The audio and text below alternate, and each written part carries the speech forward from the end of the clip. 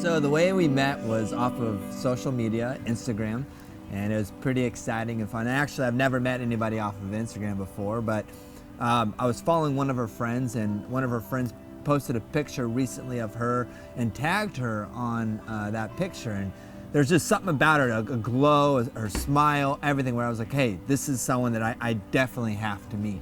So I clicked on her profile, and when I opened up her profile, it said, hey, I'm 24 and I love God. And I was like, okay, that's a good start, you know? And so I started kind of going through her profile, and it was just so much joy coming out of this woman, so much beauty. And I saw just such I already knew there was something different that was just beaming off of her. So I clicked on her picture, and I said, okay, the way I'm gonna try to get her attention is I'm gonna tap on her pictures 3 times, and I'm going to, you know, that's gonna allow me to be able to kind of show her that, hey, I like her and I'm interested.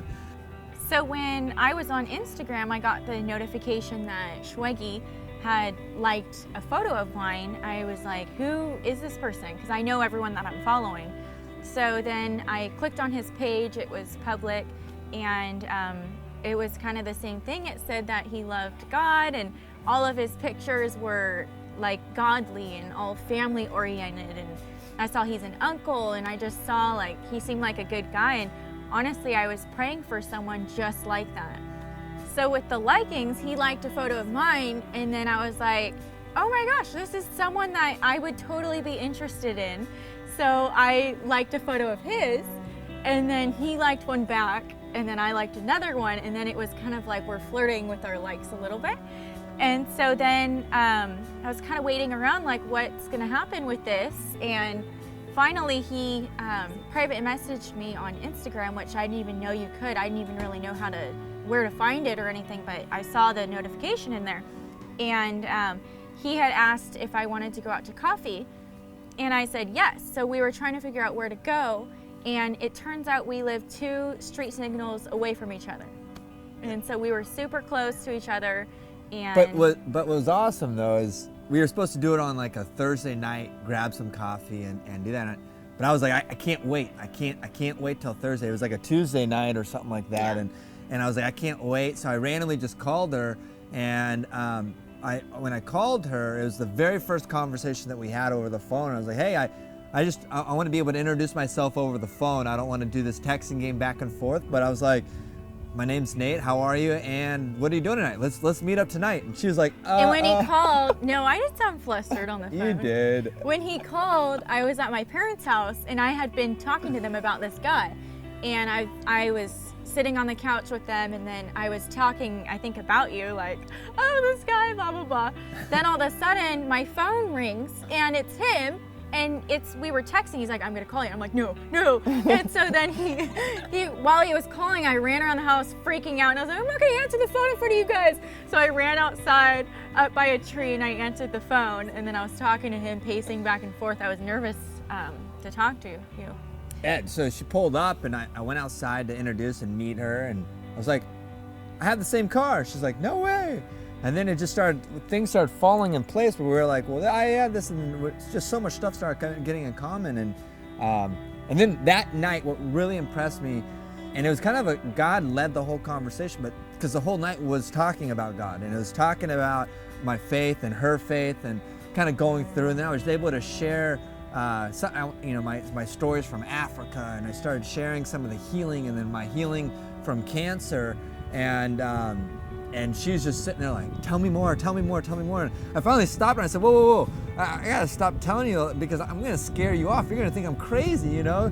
Talking about how these miraculous God was doing these miracles and things like that. And I was like, wait. And she's like, no, tell me more. And so the moment she said, tell me more, she had just like that hunger to like hear and to just be like amazed by it, was like, this is it, man. This is someone that I want to see and I want to start hanging out with. So the reason we picked our wedding date, July 17th, is because our anniversary of him asking me to be his girlfriend is on June 17th. After a couple weeks of dating her and seeing her every day and talking with her and getting to know her, she goes, hey, come over to my parents' house. And I was like, okay, like meeting the parents, here we go. Went over there, and I just fell in love with their parents. Brad and Lisa are just, their hearts are just amazing. They're just so loving and just brought me in, and I'm gonna get teary-eyed, but they're just so loving and just there. It was the type of family I was like, you know what? This is the type of family that I want to raise my kids in, as far as having them be, father and mother-in-law, and having my kids be raised with these type of grandparents. They're just class A people, and I remember walking out and we're saying goodbye, and as we're saying goodbye, I'm giving her a kiss goodbye by our car. 2 weeks after knowing each other. 2 weeks after, and I said, "You got it. I'm done with this. I'm done. I don't want to date. I don't want to do anything. I want to be with you. Like, be my girlfriend. Like, let's make this official. I don't need to date anybody else. You're the one that I want to be with." And she's like, "Okay." I said, "Okay." and from that day on, it was on the 17th, and from that day on, we've been hanging out every day. And I was excited. I was like, oh my gosh, like, it was moving fast, but I was like excited about it. So I'm usually very cautious with, when I make a decision, I like think it through too much, but when he said it, I was just like, okay, let's just do it, and then from then on, it was perfect. Yeah, perfect. And the bells are ringing. As soon as I saw Nate, on Instagram liking my photos, it was almost like an answered prayer, because when do you see such a good random guy that you've never met start, showing interest in you online like that on Instagram? So as soon as I saw he was liking the things, I was just like, could this be the answer? As crazy as that sounds. And then, of course, when we started hanging out, when he asked me to be his girlfriend, and then when we were together every day, it was so easy, and that's how it should be. There was no complications. Like, yeah, we bicker at each other, but we have fun. We play with each other. We're like best friends. And so my big hunch was kind of when we first on Instagram, it was like literally what I've been praying for. So I was seeing God kind of answer it in the making, hoping that was it. Spending every day together and understanding, like, wow, like, this is easy. Like, we are laughing and joking and having fun, and it became a best friend.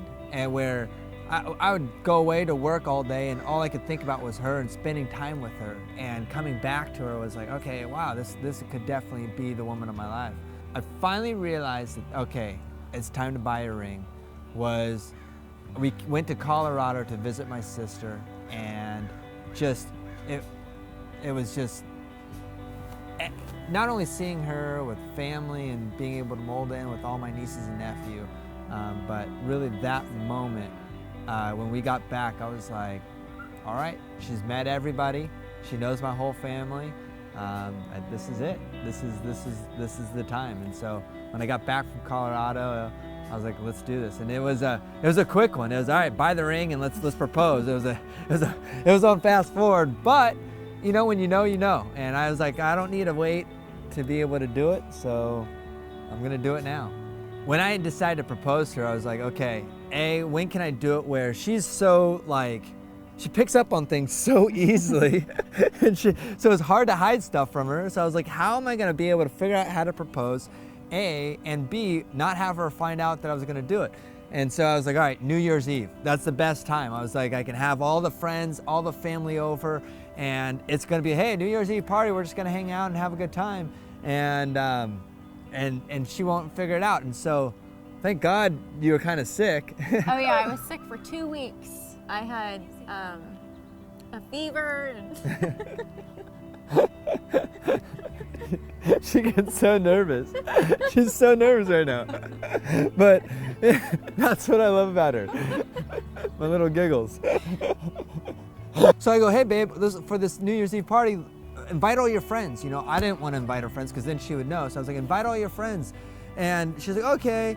So all the way up until New Year's Eve, I was like, 3 hours before, I was like, did you invite your friends? And she's like, oh, no, I forgot. Okay, I'll do it right now. I'm sweating like, oh man, all her friends are gonna show up because I already been in communication with them. And so she all of a sudden, she comes in, she's like, oh, hey, so I invited all my friends. I sent out a mass text to everyone. I said, I'm sure you guys all have New Year's Eve plans, and you know, if you want to swing by my parents' house, you can. Just throwing it out there, and everyone's like, yes, yes, yes, yes, yes. And I'm like, okay, that was so easy. So I walked in the room, I'm like, babe, everyone's going. Yeah, It's she's all fine." cocky with it. She's like, my friends are like They're all going. going and da da da. I was just like, babe, if you only knew what I went through and the stress right up until 2 hours ago. So anyway, so Even when we walked in, I still didn't know it was a proposal. we had everybody that obviously knew that I was going to propose gather around. So the moment I grabbed her and our friend was singing the song, she got done singing. We walked That's out when to I the. knew. That's when At she that knew. point, I was like, wait a second. This is happening. And Yeah.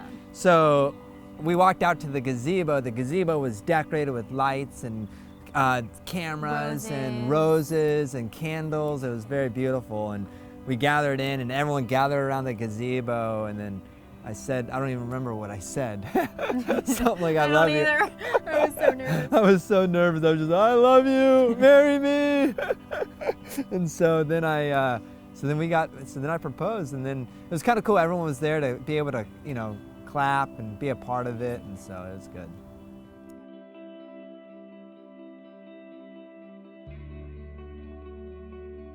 When he gets talking and he's explaining something, he'll just go on about it, and he doesn't take a breath. And then when he's done, he's like, and then it's like, oh, what do you think, babe? And it's like, well, I had 5 ideas in my head that I would have said, but you kept talking to where I forget everything. So sometimes our conversations, it's all him talking, and I don't even talk back because I don't have time. She's the messiest, cleanest girl I've ever met in my life. I'll come over to her house, and it's like a bomb went off, and I'm like, are you kidding me? And she'll have stuff that, like, I'm like, why do you even have this? And then next thing you know, I'll come back over and it's like spotless clean. I'm like, what? I don't understand. Like, you're like the messiest, cleanest girl I've ever seen in my life. He's allergic to my cat, which sucks. My cat is 13 years old, and I've had him since I was in 6th grade. And I've always envisioned my husband to love him as much as I do, and he definitely doesn't. And then the second thing I hate the most is her cat. That cat bugs me. It walks, it's like this hairball. And as it's walking, I see just hair falling off of it. I'm like, oh! I'm allergic to it, so it's something that's very hard for me. But then all of a sudden it scratches at doors, it opens up doors. It's a smart cat. It is a smart cat, but it bugs me so much. It is so tough with both of us being the third born.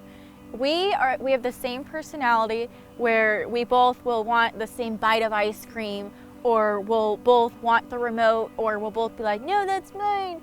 And I've never met a guy that is so like me in that way, and it sucks because I don't get my way as much. So he tries to get his way just as much as I do, and sometimes it just causes us to clash. We're like 2 little kids in the store, like, no, I want that, no, I want that. So it's fun. We always look at each other and we just are like, are you kidding me? And then we'll laugh, and usually, I'll give in to him getting what he wants. No, I'm kidding. She does everything just like me. Seriously, she is me in a woman's body. I don't know what it is. There's times when I'm eating, she hates the way I eat. But I'll look over at her sometimes with the way she eats, and I'm like, you're doing the same thing that I do. She's like, she does her little prissy, like, I don't care. Or whatever it is, she does the same thing. So it's so funny. She gets on me, and I look at her, and I say, babe, you are just like me. I love his love for God, and I love his heart. He has such a loving personality. He has such a giving personality with everything, his time, his commitment. He's very family oriented, and I just love when he listens to me. I just like being around him because I could feel his heart, wrapped around me. And it's always fun to be around him. It's always positive, and he's just a really good guy, and I'm really blessed to be with him. I love several different things, but my number one thing that I truly love for her is her heart. She has a loving, loving heart, and whenever we're with either church friends, or a lot of the times we'll go up to LA because our church is up in LA, and afterwards we bring either old clothes that we have, or we bring little goodie bags and we go around to the homeless and either pray for the homeless, or we just talk to them. And every time we do that, she has just such a soft, sweet personality, and it's really cool to be able to appreciate that. My favorite movie has always been Cinderella. So I always pictured a Prince Charming, but my whole personality, my whole life, I've never had certain expectations because I don't want to let myself down. And I'm like that with anything, clothing, work, or even, who I'm with. And he way beyond exceeded anything I could ever imagine. And I'm just so thankful that I, waited till I found the right person. And so it really paid off to really cautiously make sure he was definitely the one, and he for sure is. It's very obvious to me. She brings stuff out of me that I can't bring out of myself, which is really cool. It's, she taps into me with my personality, with my faith, with just everything, where it really just comes out, and it's really cool to see that.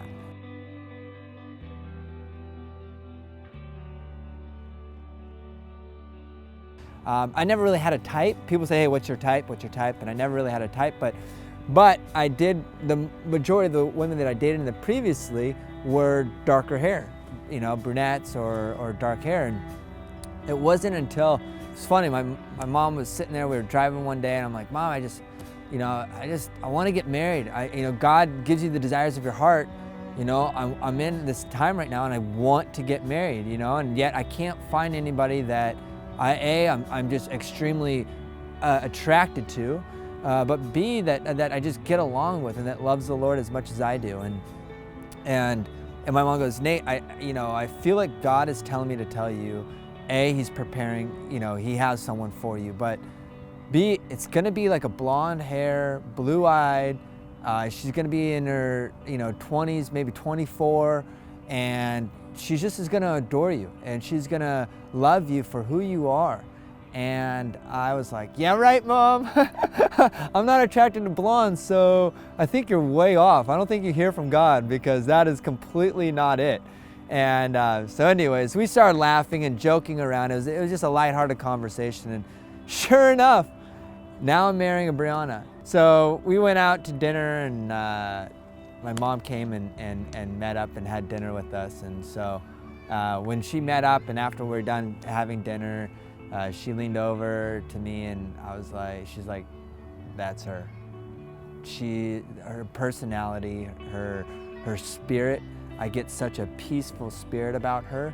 And she's blonde and blue eyes. And I was like, oh yeah, I totally forgot. But she's like, I told you so. I was like, all right, we'll see. I go, we'll see. I don't want to rush it. And then 6 months later, I'm proposed, and a year later, I'm getting married. So I guess rushing it is what I do, but it's right. She loves it when I tickle her. Oh my gosh, stop. And I go like this, honestly, and I grab her foot. Please, she loves that. And it's my love language. I'm a touchy, like, I hey, totally forgot just to like this. mention this. And this is something that, I will tell him when he gets excited, like I'll get excited too, but then he gets a plateau point where he goes crazy. He goes, and then I'm like, stop! And then I get mad. And it's like, you hurt me. When you tickle me, when you squeeze, it literally hurts me. She loves it. And then when he goes, he thinks it's funny. He goes, horseback quiz. And it hurts. And I'm like, and then I'm not laughing anymore. Oh, good times. Good times. In the future Schwegman home. It's your wedding day, babe. I love you. That's the face I'm talking about. In the future, what I look forward the most is growing old with you, is being able to look back at the memories, look back of our high points and our low points, and seeing God be able to use or work between that and all of it, and really, getting married was something that I've always wanted. At the age of 20, 25, I was diagnosed with stage 4 cancer. My body was filled with tumors, and the doctors gave me 6 months to a year left to live. And I didn't think at first, about marriage in the aspect of I'm going to be able to make it to that point. But then I realized, no. Lord, I know the plans that you have for me, and plans to prosper me, not to harm me, but plans to give me that future and that hope. And sure enough, you were my hope in this aspect, and I put all my hope in God, and I was just leaning towards Him. And after 3 months went by, and God completely healed me of cancer, praise God. But then all of a sudden, just to see His hand in everything, and to see Him bring me my beautiful bride, and that's the best moment. I'm already excited about the future of us getting married and her walking down the aisle. But not only that, just growing old, being able to have life to grow old with her. That's what I look forward to. Hey guys, thank you so much for coming to our wedding. We really appreciate it, and we love you all. Thank you so much, guys, for everyone that traveled out of state and also in state, just to be able to be a part of this special day. It just means the world to us, and this day wouldn't be as special if you guys weren't here. So we love you all. Thank you so much.